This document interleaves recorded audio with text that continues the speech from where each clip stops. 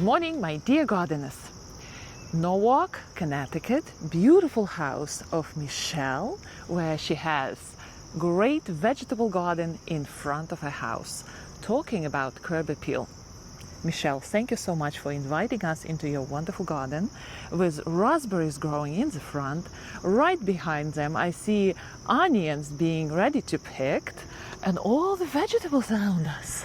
Yes, I harvest 3 times a day from this garden. I really enjoy it, and I appreciate the opportunity to share it with your viewers. Thank you.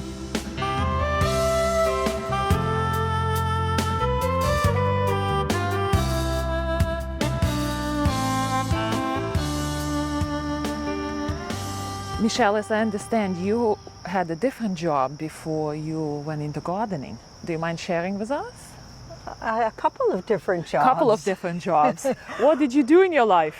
All right. For 18 years, I was a kayak instructor, taking people year-round on Long Island Sound and teaching them how to Eskimo roll in a pool in the winter. That's exciting. And then before that, my husband and I had our own business. We were doing mergers and acquisitions in Latin America for European clients, so that was super interesting. And then I was a mother for 12 years. That's a job. How about gardening? Where did gardening fit into all that? Well, you always had a garden. I had a garden from when I was 8 years old. My mom gave me my own garden. Oh, and then every house that I lived in, my first home when I got married, I planted a garden. Tomatoes and green beans, pole beans that grew way up, the back patio. And then you became master gardener. Oh, you became in 2018, I became a master gardener. 2018, okay. Yeah, so it's quite recent. Quite recent. And that was because I wanted to do volunteer work at Sherwood Island State Park, and the board of the Friends wanted a master gardener.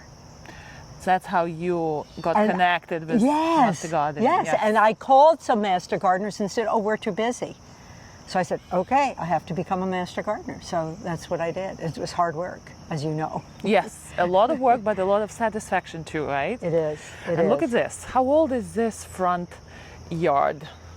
All right, so I moved here in 2000, and the first thing I did was have a load of composted cow manure delivered and placed right over there. Where did you deliver it from? From the farm? From the farm, Easton's farm. The farm They in deliver? Easton. Yes. Okay. And it was, the pile was this high.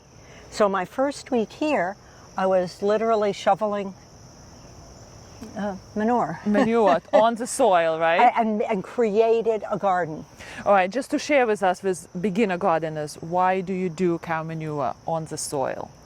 Okay, so the reason I did the cow manure in such a big load was because this was lawn. And who wants to dig up all that lawn? And interesting. Right? So by smothering it in 6 inches of manure, I could plant directly into it and not have to dig up the lawn. It was a very easy way of doing it.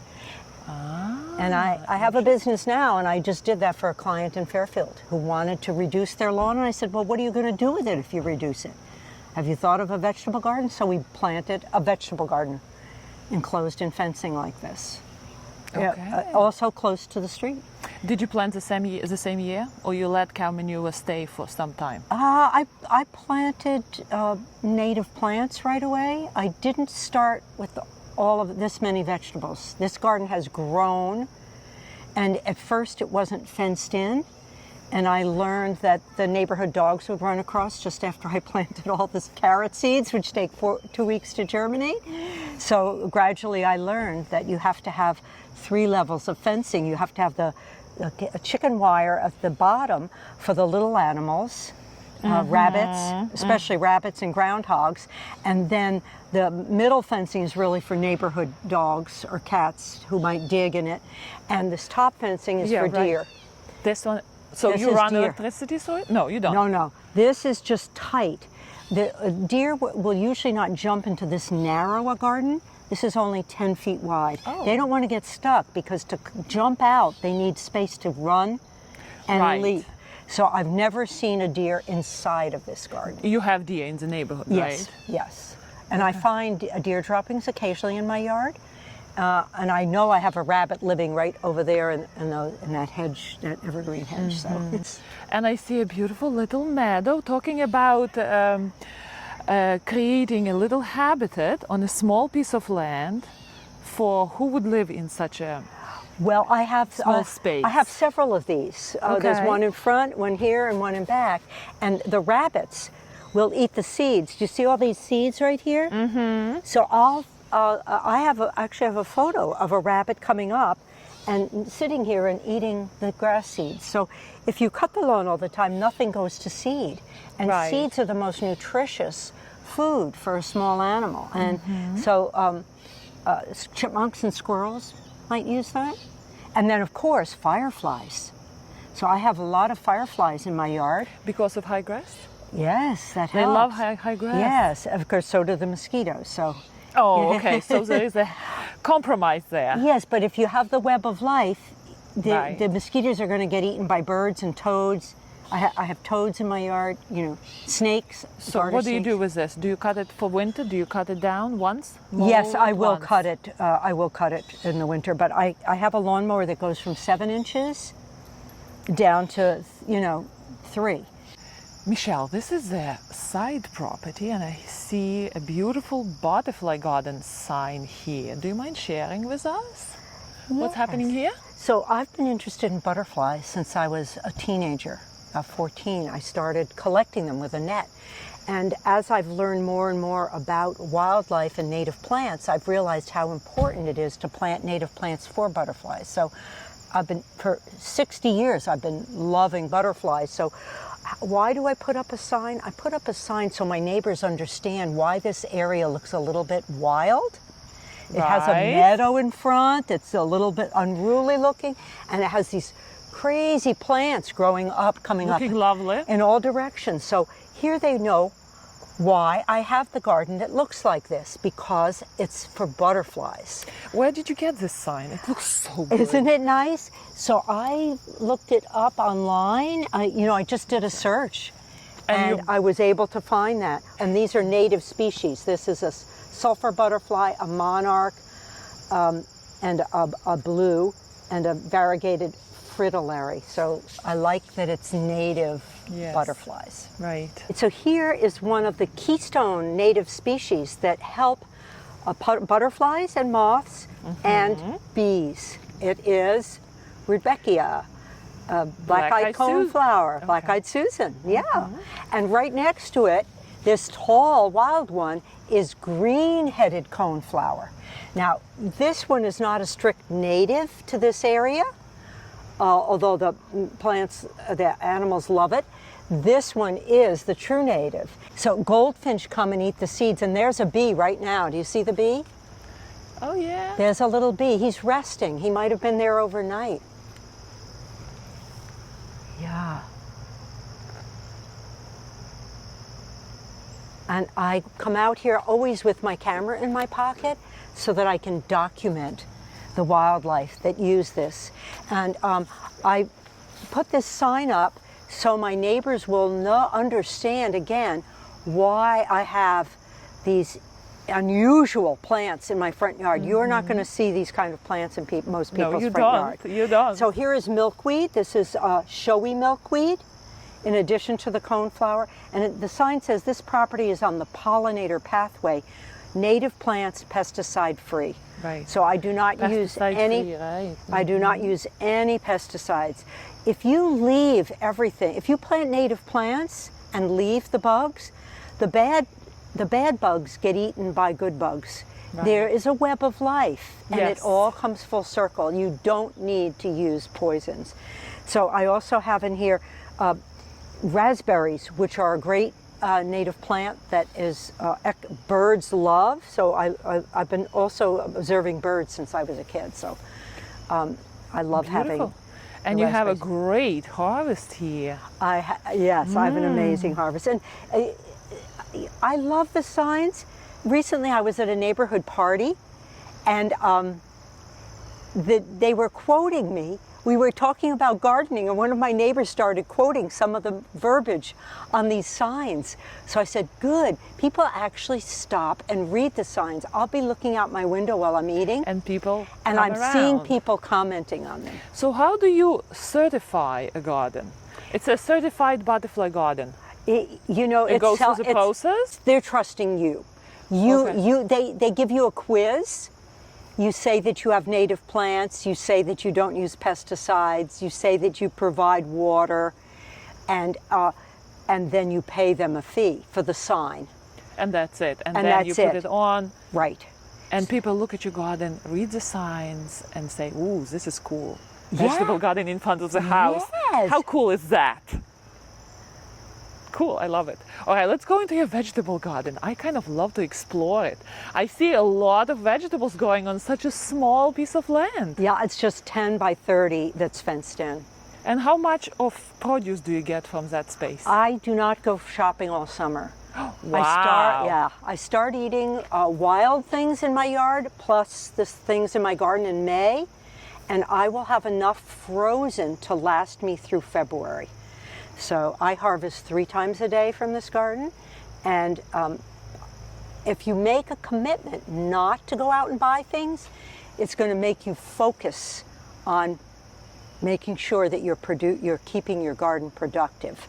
Right. It's hard. Vegetable garden is hard to keep productive through the months of summer. Do you have succession planting? How do you start the season? Yes. You have that plan, right? I have succession planting, but also that is mostly rotating your tomatoes and peppers to a different spot each year, and the legumes, the beans, to a different spot each year, so it enriches the soil with nitrogen. Yes, right. And then I have leafy crops, so those are all in rotation, and root crops. So I have Right. carrots, beets, and sometimes I do potatoes. So those 4 are my rotators. I really want to talk to you a little bit about the butterfly bush, because buddleia is not a native plant. Yes, I have one in my garden. However, I love butterflies, and so when I found out that it wasn't a native plant, and that was only about 12 years ago, I immediately cut it down and said, no more butterfly bush in my yard. But then I didn't have butterflies visiting me, not as many of them. So a few years later, I said, I'm allowing myself one. I will put one butterfly bush, and every year I cut it way back. This was cut way back to here, and this grows up. Grows, yeah. So this is full of butterflies. I had 4 huge yellow tiger swallowtails on here this week, and there are bees on it. Half a dozen different types of creatures. It attracts a lot of So everyone should have one butterfly bush, but think of it as ice cream or candy for the pollinators, because it's not a host plant. They can't lay their eggs on it because their caterpillars don't eat it. Yes. So it's only for nectar. It's a treat. It's a treat plant. Would you say that migrating butterflies use it as their Energy source. energy source to fly? Yes, it's an energy source. But there are other better ones. Jewelweed is a great one for not only butterflies, but also little hummingbirds. I see hummingbirds yes, on the that's true. jewelweed, and the asters and the goldenrod. So this plant is mountain mint, and you can see the bees all over it already. This early in the morning, and there isn't even sun.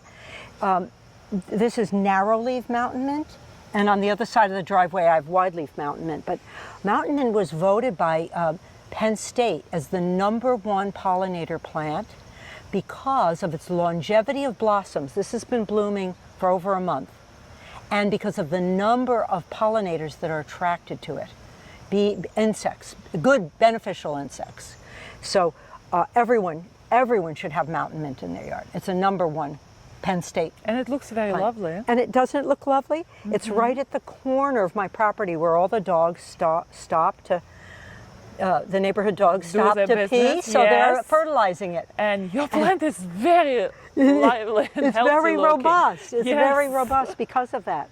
Now, I did want to show you, Olga, this sign from the National Wildlife Federation, because when I was raising my children, I was a very active member of the National Wildlife Federation. I actually attended their programs.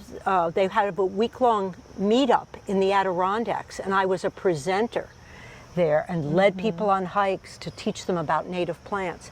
So when I found out that they had a program called Certified Wildlife Habitat, I decided that I should do this so that my neighbors could learn. I want my garden to be a learning garden for everyone who walks by. And there's a corporate building just around the corner, and there are constantly people on their lunch break coming down this street. And they enjoy your garden. And whenever I'm out here working, they stop and say that. So not only do I provide the 4 basic elements needed for wildlife to thrive: food, water, I have to put out bird baths, cover, and places to raise young. So you'll notice that my yard has a lot of cover. Cover is layers upon tall layers, medium-sized layers, low layers. This is what wildlife need to find places to hide from predators and to build nests. So this is super important. Yes, you may help yourself to gosh, look at this raspberry. It's perfectly ripe. Now tell us, what type of raspberry is this? What variety? Okay, so this is a polliner. It's a cultivar from Poland. And I have shared plants of this now for, I first planted it when I moved in here 23 years ago. And I had it planted in back. And it's shady in back. That's when I said, you know, why don't I have a garden in front? Because my backyard has 3 huge oaks. You can see them. They're shading everything, and nothing grew. So by having it out here, the street is a clearing, and it provides me with sunlight all day long. And to get the best fruit, you need full sun. Yes, you do. You need sun all day. All fruiting shrubs and yes, and you can see the heavy sun. amount. These berries are ready to pick. I come out and pick every day. And I have enough. If you plant enough, the birds don't eat all of them. So the birds eat a few. You share with birds. And I've discovered this year that I have so much abundance that there's lots for me. You were sharing with me your beautiful blackberries, and do I have the same? Did you give me the same plant of raspberries? If I from did, the Sherwood Island. Is that the same? Yes. Okay. I shared it with Sherwood Island. I shared it with my daughter. You shared it with me. My daughter now has a raspberry garden that's 6 feet wide, 30 feet long, and she puts raspberries in her smoothies and freezes them and has them all year long, just from a patch, because she's got a bigger property. I only have, this is a 1/4 acre. It's 100 feet by 100 feet, and I am getting so much out of this property, and so much for the birds, butterflies, and other creatures that I love. So there has to be a movement in the United States, something like vegetable garden in front of our houses. Imagine if all the streets would have something like this. It would be a pleasure to walk through and enjoy each other's backyard. Front yard. Yes. Rather than grass and non-native, planting near and a few non-native houses. shrubs. Yes. Yeah, there has to be a movement. And I did read about this. Why should your whole front yard be a wasteland, right? Yes. And you have no privacy by putting. So the first thing I did was get a bunch of stones. Right. And before I put this fencing up, I built a low stone wall to say this, in 4 feet, this is my area. Right. And then I started planting things along the stone wall so that the rest of it was my private space. And then gradually I said, why don't I plant the whole garden in here? And more and more. So yeah, every year it's a little bit different. Right. Every year it's a little bit different. Don't you love this lady? She's a trove of information. I'm loving my visit with her. Michele, show us your vegetable garden. It looks very good. Pleasure. Oh, as I walk in, right here are amethyst beans. So I have a fondness for purple beans because I think they provide the same thing that blueberries provide, which is special enzymes that are really good for your health. Just the way people say eat blueberries and blackberries. So these are also chosen because they're good raw. And I have grandchildren, and I wanted them to be able to come and pick things and just eat them. Right. So this was mainly chosen initially because it could be picked and eaten straight from the vine. So, you know. Great idea, by the way. Yeah, for little kids. If you want to take a little bite. It's nice and crunchy and sweet. Tasty. Yeah, it's good, right? So you see how bright green it is? When you cook it, it turns green. But if you eat it raw, slice it on an angle, it looks beautiful in a salad, sliced at an angle. Because of that nice color. Because of the combination contrast of colors, between the colors. And kids, I'm sure kids, when they have that experience of coming into the garden and picking here and picking there, they love it. Then they want to plant a garden. That's a nature for you right there in front of those kids to love. Yeah, absolutely, absolutely. And here's an herb. This is coriander. And I discovered that my grandson loves to eat herbs. He will just go when he visits and take a branch of, he'll pick some chives, he'll pick coriander, some parsley, and he just starts chewing it. I find that so interesting. He started doing that at age 2. Wonderful. So, you know, who knows why a child is motivated to do that? Now, you can also see here, I have the strawberries inside the garden because I wouldn't have a single one if I didn't have it fenced in. Rabbits?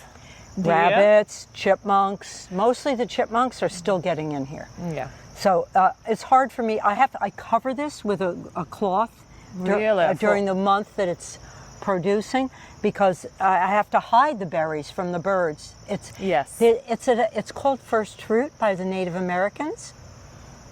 Strawberries are first fruit, so there's no other fruit. Interesting. So the birds are going for it, right? They're going for it. So you have to heavily protect strawberries. And then I planted squash this year. Oh, and I see I have 2 different kinds. This is yellow squash, and I've already picked them out, so there's no ripe one. But in here is a patty pan squash that's too little for. Oh, here's one that's ready. Oh yeah, I see a big one there. Yes. So here's one that's a little small, but they're delicious when they're small. See the size of that? Now that's a meal. How are you going to prepare it? I slice this into wedges and saute it in olive oil with some herbs.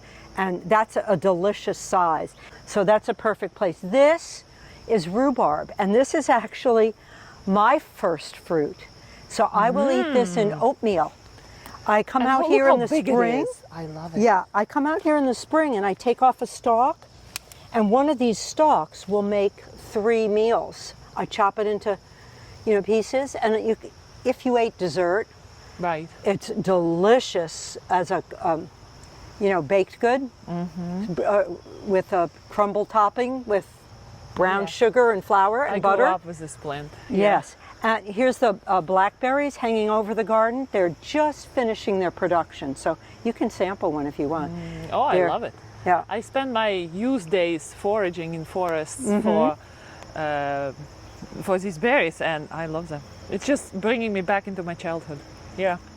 They're on hedgerows everywhere in England. In England and Wales, absolutely. Yes, and people don't pick them. It's amazing. I was walking past these huge rows of blackberries, raspberries, and nobody picks them. I went to visit Wales, and we stayed at a hotel. But every morning I got up early and went out to the hedgerow, collected blackberries, and brought them back to the hotel to put on my breakfast. He came back with the bird. That's a catbird. See him right there?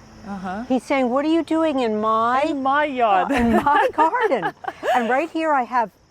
This is horseradish. Wonderful. And horseradish? Yes. I use the leaves. I never ate the leaves. I always ate the roots. So every day I pick a tender leaf like this. I chop it into thin slivers in my salad and eat it raw. So it's considered a bitter herb. It's very good for digestion. And then I'll put one leaf in my soup when I make soup or saute at night. Do you get that bitter taste? You don't in soup? notice No. it too much. But I Okay. know that it's adding different, the more variety you eat, the healthier you're going to be. And you right? look very healthy. Thank you. Thank you. Yeah. Yeah. The more variety, the more healthy you're going to be. So this tomato growing up in the middle of the beans was a volunteer, and I just left it. So it sprouted on its own? Yes, because that's last year. That's where I had the tomatoes. And you still managed to have a season with it, huh? Usually our climate is too short for tomatoes. Well, but this is... Yes, you don't get tomatoes until mid-July. Start getting them to mid-July. And this came from baby. This came from sprout, from a seed of a fruit that was left on the ground. Now I'm allowing this one patch of wildflower in my garden, and I've got to do something with it because it's taking up valuable real estate. It does? You know, what is it? This is Monarda fistulosa, which is a purple flower that just bloomed. People do the red one. Yes. Scarlet bee balm. Okay. This is bee balm. So scarlet bee balm that most people get at garden shops is not native. This one is native. So it unfortunately it has a short blooming time. It's only a month at most. Which is long. But when it's blooming, it's filled with bees. Beautiful. Bee balm, and they love it. So it keeps growing. This is one plant. Getting bigger This and is bigger. one plant 5 years later. It loves it here with you, Michele. It's very happy. It is happy. I like happy plants, you know? Yes. So this year was an experiment. Right down here is celeriac. Celery. It's celeriac, so you're supposed to harvest the roots, and I've never done it before. You don't eat the leaves? I do eat the leaves. I take the leaves and put them in my soup. Okay, great. Do you have any seeds? And here? I've harvested. I don't like my squash to get big, so I Right. have some babies growing. See the babies down there? There's a little tiny one. Yes. So I harvest them as soon as they're this big, so that they're nice and tender. Nice and tender. Now tell us, what is this? Oh my purple- gosh! So because I do a lot of volunteer work with other master gardeners, especially at Sherwood Island, I have two, and also I have my own business. So one of my business buddies gave me tomato plants, and then one of my volunteer buddies gave me tomato plants. So I would not have known. Look at this really interesting big fat purple tomato. So remember what I said about the beans and how good the purple beans are for you? So here is a purple tomato. So I can only imagine that it's got really good anthocyanins and that are excellent enzymes for your Did health. you eat it? Did you taste it? I've had one, and it How was did it so, taste? oh my gosh, it was amazing. So when it's ripe, this bottom is going to turn reddish. Oh, So- okay. Oh, here. This one, I let it go too long. Okay, The that's second rotten. one? That one's rotten. Okay, and that one has split. Okay, I've got to pay more attention. So they're just starting to come ripe. Yeah, this one, this big one. Yeah, Oh my yeah, gosh. yeah. So I'm going to have way more tomatoes than I can eat. So right now, for every lunchtime is a third of my plate is tomatoes, and another quarter is cucumbers, because I have lots of cucumbers. You can see that my lettuce is almost done. I have Right, a they're tiny bolting. patch of lettuce, and I have I add to the lettuce a leaf of horseradish, and down here the arugula has not done well. Here's arugula, and over here I have beet greens. Now beet greens are one of my key greens that I eat in my lunch. Even big leaves like I this? don't eat the big ones. Right down Small at the ones. bottom, Right. I'll find. See, this is perfect size. That's for my lunch today. Okay. Now, why don't you eat the big ones? They're bitter? I will eat them for cooking when Okay. I make soup. But for raw, I want tender. I want small leaves for raw. Right. For raw. And then I have Swiss chard. So that's enough plants of Swiss chard. And chard and beets always do super well. There's something about them. They're very resilient. Chenopodiae the plant family. So you mean planted together? No, they just In- they don't get attacked by bugs. Okay. There's not that many diseases that bother them. So beets and chard are a super reliable crop year after year. I have planted kale, this measly patch of kale back here that you can't even see. I've planted it 3 or 4 times. Oh. And every time it gets eaten. You have a lot of sage. I have too much sage. This is one plant. What in the world do you do with sage? Tell me, because I have no idea what to do with sage. Okay, so sage is a really important herb for health, for keeping your mind sharp and keeping you from having, protecting you from toxic exposures to environmental toxins. So this sage patch is one plant, and I've had it for years, decades. And it has almost woody stems. Right. And if you're welcome to take some home today if you want to. I have plenty of my sage. Oh, you have plenty you. of sage? Yes, yes. So sage has a number of super good uses. One is you should put it daily in something that you eat. So whatever you cook for dinner, I take 2 leaves, and again, the purple ones, I figure, have more. All the newest ones are purple. So I usually will take 2 purple leaves, slice them into tiny pieces, and put them in my saute. I either make a soup or I make a saute every night for dinner, and I will add sage to it.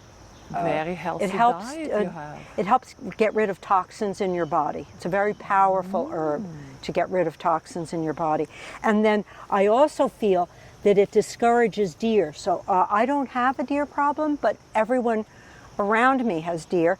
And I think part of the reason I don't have a problem is at the outside of my garden, I put pungent herbs. So on that side, I have oregano, I have onions. Right. I had garlic earlier in the year, it's harvested, and I have this big patch of sage. So the deer comes down and he can't get in through this fence, but he comes up into my driveway, and the first thing he smells is sage. He's like, I don't want to eat that. He doesn't like this stuff here. Yes, so this is a great natural deer repellent. It's very low. Do you cut it? Do you trim it? I am trimming it back because I need the real estate to grow things. Another plant which loves you. Yes. So in here I have another type of bean, and this one is Vortex. Now I have a really long one here that I was saving to show you how special these grow. Somebody might have picked it. They grow to this long, about this long. They're great. I freeze them for the winter. I cut them into pieces, and they're delicious. They're not so good raw, but they're delicious in soups. You shouldn't cook beans more than 5 minutes. Most people kill them. Yes. Cook them way too long. Right. Including me, I cook more than 5 minutes. That's for sure. Yeah. It looks like it's a wonderful patch of tomatoes, and I was thinking that there's one variety, but you're saying there are 2 varieties. And this one is your favorite, right? Yes, so my favorite is Sun Gold, and they are delicious. See, that came right off? That yes, means it's it right. did. Mm-hmm. So if you're picking tomatoes, if it doesn't come right off, it's not right. And this is the sorry.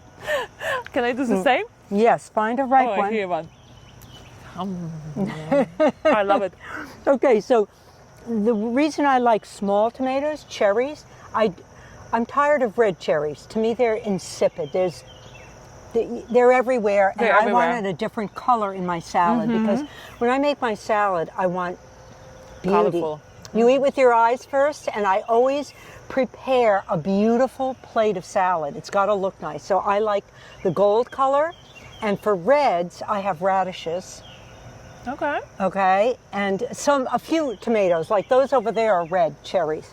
But here, so the Sun Gold is my standard regular production for not only for salads every day, but I take these, cut them in half and freeze them because I grow so many.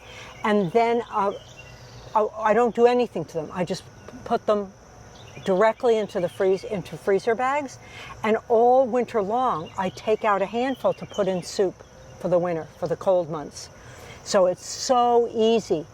I eat from my garden until February with things that I've put in the freezer. Isn't that amazing? I Now love it. this is a brand new, a friend gave me this tomato, and look at that gorgeous color on that. With the red and the yellow stripes, that's beautiful. What is the name And of it's this called variety? Artisan. So I would not know enough to purchase this and grow Right. it from seed. I'm not, believe it or not, I'm not that good at growing from seeds that you have to start ahead. So you buy these online? I go to a Lowe's or, you know, a local place. Right. And I buy one plant of sun gold. They do And- sell it. Yes, and it takes over. Look at it. So I keep it, no, it can't go any bigger than this. You see this is cut, and this is cut. That's because I cut it right after the last cluster, because, and I take out these growths in between, because the plant will get top heavy, and when it gets top heavy, it's going to collapse. So And it doesn't want to produce, right? A lot of fruit. it's going to. It's not so much that, it's just, yeah, I don't need that much, and it gets more disease. So the key things for keeping disease away are to have airflow. Right. Okay, and you can notice that some of these leaves are starting to show signs of disease. See Right. that? So in order to keep the disease down, I keep these thinned. Right. So I cut out things that are slowing down the production and that aren't necessary. Well, very often I see, there are some neighbors of mine, and they have huge tomato plants, and there is a lot of leaf mass. Yes. And tomatoes are like this, teeny Oh, tiny no. thing. So what can you say to those people? What is the trick to have this with so much? So much. And yes. this is one plant, right? No, this is This how one many? plant, and this Right. is one. Okay. So So two plants. Two plants, and all There might be- production is happening. There might be 4 plants here. I think I actually, if I look down at the roots, 2 in back and 2 in Okay. front. So this is 4 tomato plants. So what is the trick? So you want to keep them properly trellised so that they don't fall all over each other. So I have a fence on one side and a trellis in front, and then I'm staking the ones in front. I'm cutting them back as I just showed you. And so see, this one is getting 2 legs. This grew from the joint there. This whole thing is a sucker. Right. And so that we don't need that. Okay, that's not helping the plant. And this one, I'll maybe let this grow, but you see I'm trying to keep it the height of the fence. Right, it But has there's the new future. tomato. But look at how many tomatoes I already have. Isn't this a happy problem to have? You have too much Yes, of produce. I have in too your much. garden on such a small little piece of land. Now I notice the chipmunks love this tomato, so they eat the ones at the bottom. And I noticed that these must be plum tomatoes from their shape.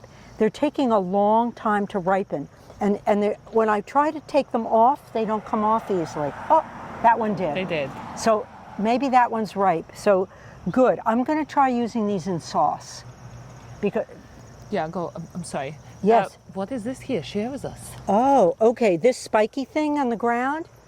Okay, so right down there is a black mat that's about 12 by 18 and has 1-inch spikes on it.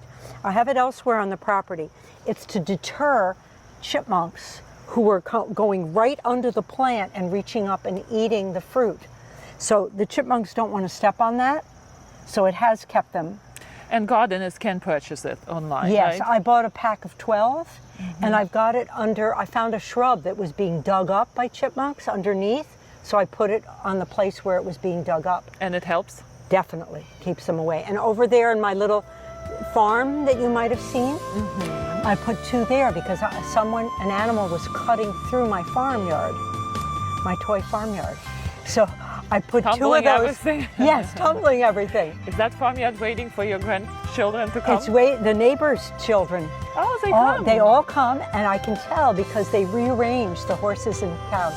So, Okay. yeah. Thank you very much for visiting me today at my garden. And you're welcome to visit any time and sample some of my raspberries or a cherry tomato, whatever's being produced right now.